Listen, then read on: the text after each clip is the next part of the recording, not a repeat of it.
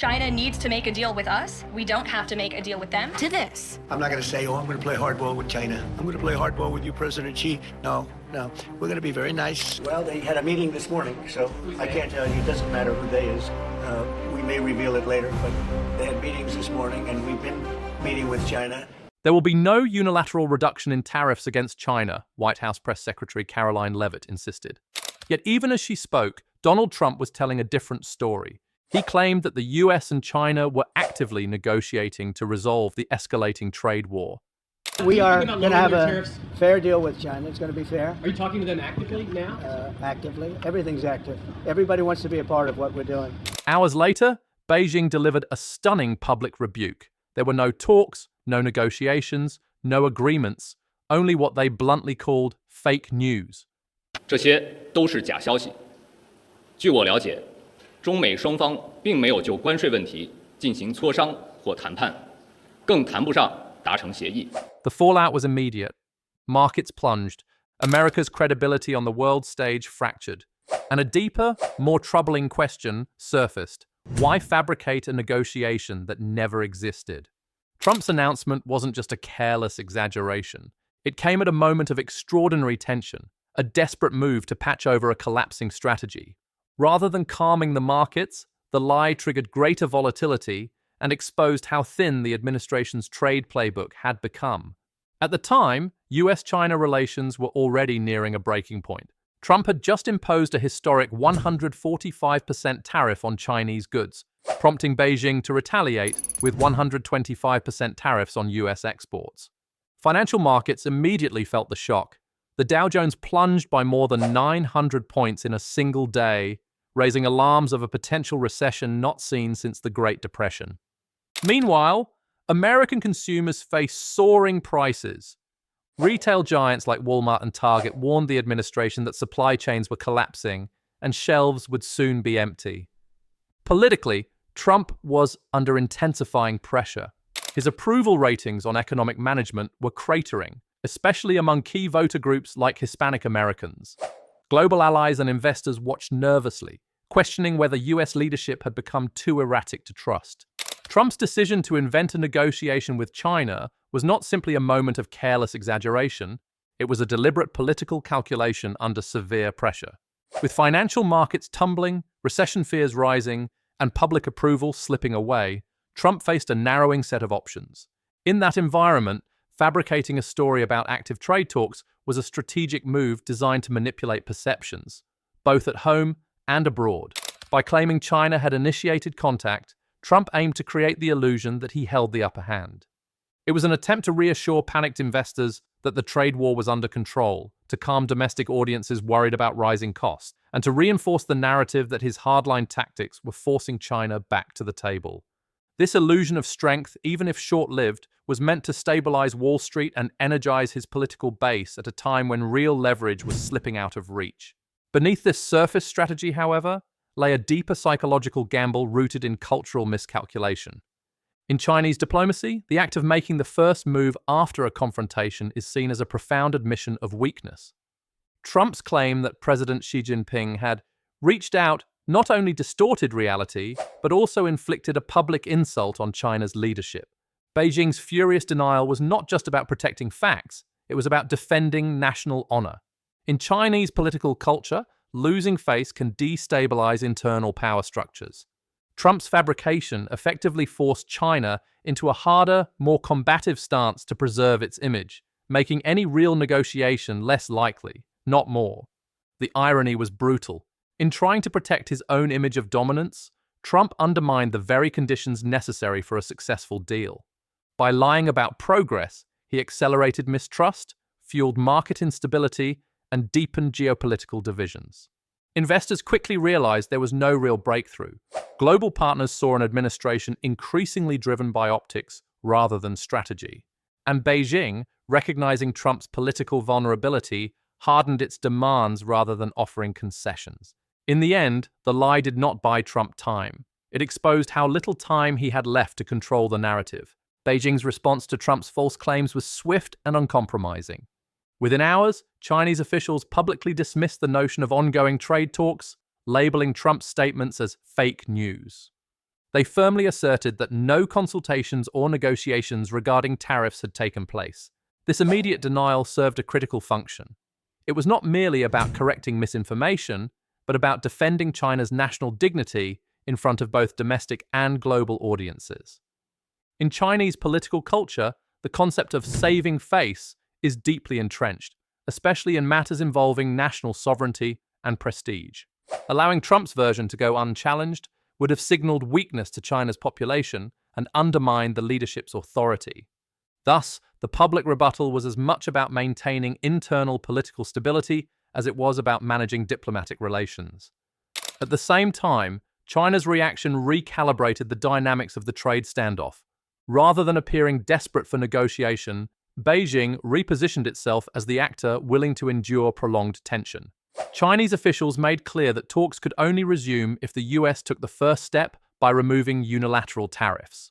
In doing so, they placed the burden of concessions squarely on Washington, shifting the psychological advantage in the negotiation process.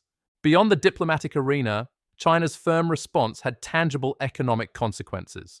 Global investors, already wary of escalating tensions, interpreted Beijing's refusal to engage as confirmation that a resolution was far off.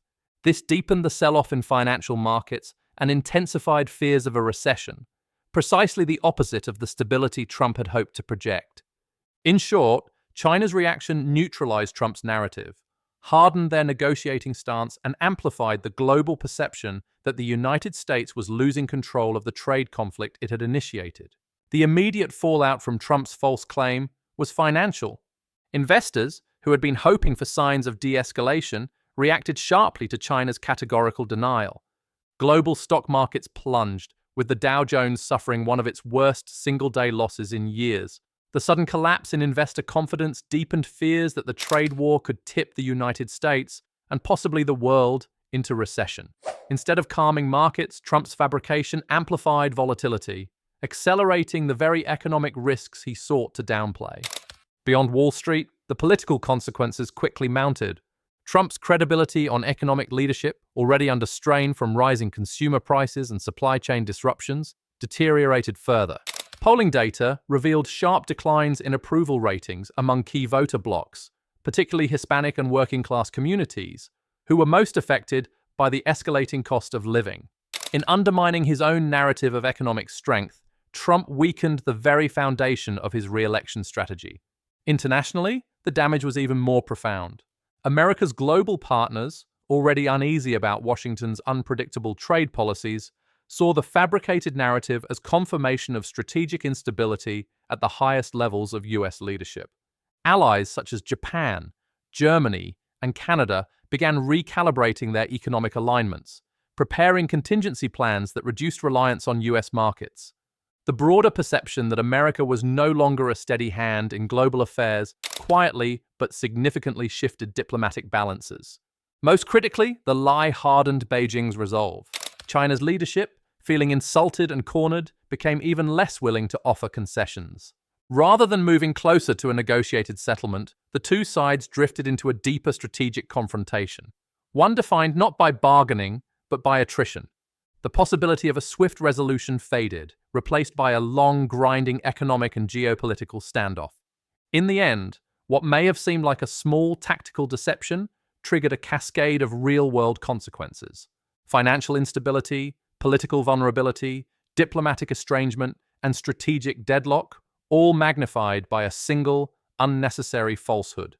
The episode underscored a deeper truth about the dangers of governing by illusion. Reality inevitably reasserts itself, often with a heavier price than the truth would have demanded. Experts across financial, academic, and diplomatic fields quickly recognized Trump's fabricated negotiation as a major strategic error. Rather than seeing it as a clever maneuver to buy time, analysts described it as a serious miscalculation that only deepened America's vulnerabilities. Economists emphasized the direct financial risks. According to the Yale Budget Lab, the average effective tariff rate faced by US consumers had reached levels unseen since 1909. Meg Rithmeyer, professor of business administration at Harvard, warned that markets were already spooked by the specter of a long trade war with China. In her view, the Trump administration's erratic messaging, one day threatening escalation, the next day hinting at thawing tensions, undermined any coherent strategy, making economic recovery far less likely. From a geopolitical perspective, experts highlighted the cultural blind spots that made Trump's lie particularly damaging. Analysts specializing in Chinese diplomacy, such as those from King's College London and the Australian Strategic Policy Institute, noted that Beijing's furious denial was not just political theater. In China's political system, any admission of weakness could destabilize the leadership's internal control. Publicly claiming that Xi Jinping had called first was, as these experts put it, practically impossible and guaranteed to provoke a defensive, hardline reaction from Beijing. Strategic analysts also pointed to how the episode weakened America's negotiating position. Bethany Allen of the Australian Strategic Policy Institute remarked that even if confidential talks had occurred, China would never have outright denied them unless the claim was entirely fabricated. Finally, political observers within the US warned that governing through illusion was unsustainable. Markets, allies, and even domestic voters responded not to rhetoric, but to outcomes. By betting on a fabricated narrative, Trump had temporarily reassured his base, but at the cost of broader trust. A cost that, as history often shows, only compounds over time. In the collective assessment of these experts, the episode was not merely a public relations failure. It was a strategic blunder that accelerated economic risks, hardened geopolitical divides, and eroded American influence, at a time when stability and credibility were needed most. In the end, the illusion could not hold. Markets reacted to facts, not fantasies. China hardened its position, not softened. Allies recalibrated their strategies, not reaffirmed trust. And American voters, facing rising costs and growing uncertainty, saw through the facade of strength. Trump's gamble, to fabricate a victory in the hope of forcing one into reality, backfired spectacularly. Instead of projecting dominance, he exposed vulnerability. Instead of stabilizing the economy, he accelerated instability. Instead of securing leverage over China, he handed Beijing an even stronger hand. In high-stakes global diplomacy, credibility is not a luxury. It is the foundation upon which economic security, political stability, and strategic power are built. Once lost, it cannot easily be reclaimed. And with this single false claim, at a critical moment, that foundation cracked for the world to see.